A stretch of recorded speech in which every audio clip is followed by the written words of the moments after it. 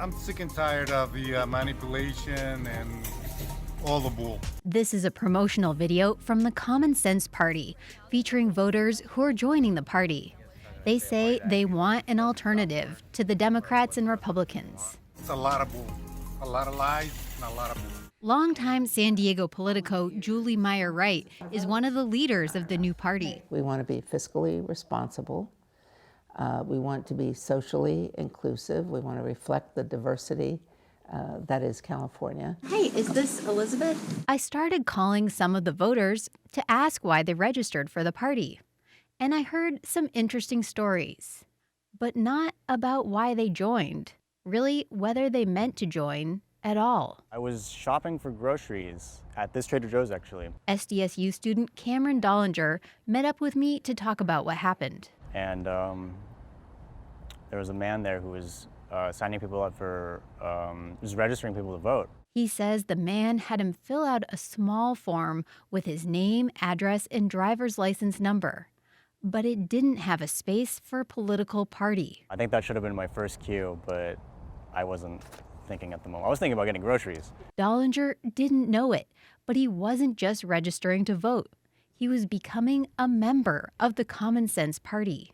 I got his registration form, and under political party, other is marked and Common Sense is written in. That handwriting is different from the handwriting for his name and birthday. And when I showed the form to Dollinger... Oh, no.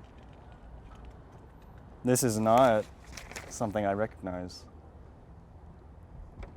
That is not my handwriting. I don't remember signing this form out. At least Dollinger knew he was registering to vote. I did sign a petition outside of a popular store. Shelley Sword lives in City Heights. She, like many others I talked to, thought she was simply signing a petition to lower rent in California. But she was also signing herself up for the Common Sense Party. It kind of scares me that someone could do that and would do that. Her signature gatherer likely got paid for signing her up. The Common Sense Party needs 67,000 people to become an official party, so they're paying circulators as much as $6 for each person they register with the party.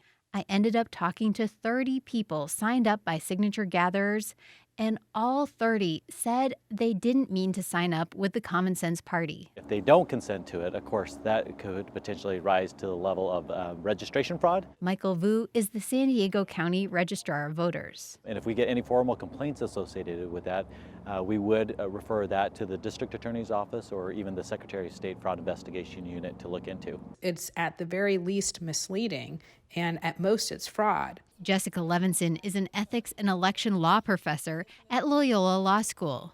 She says this shows a problem with the petition drive system. Particularly when someone is paid to gather signatures, the goal is to get signatures, not to try and educate people or really just to get them to sign up for a particular cause.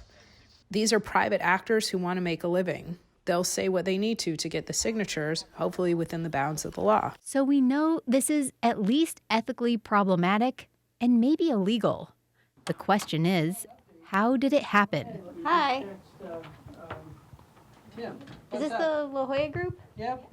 I'm a reporter with KPBS. Coming up tomorrow, So you are doing, you're working on the drive for the Common Sense Party, signing people up for that party? Correct. we'll try to figure that out. Claire Tregesser,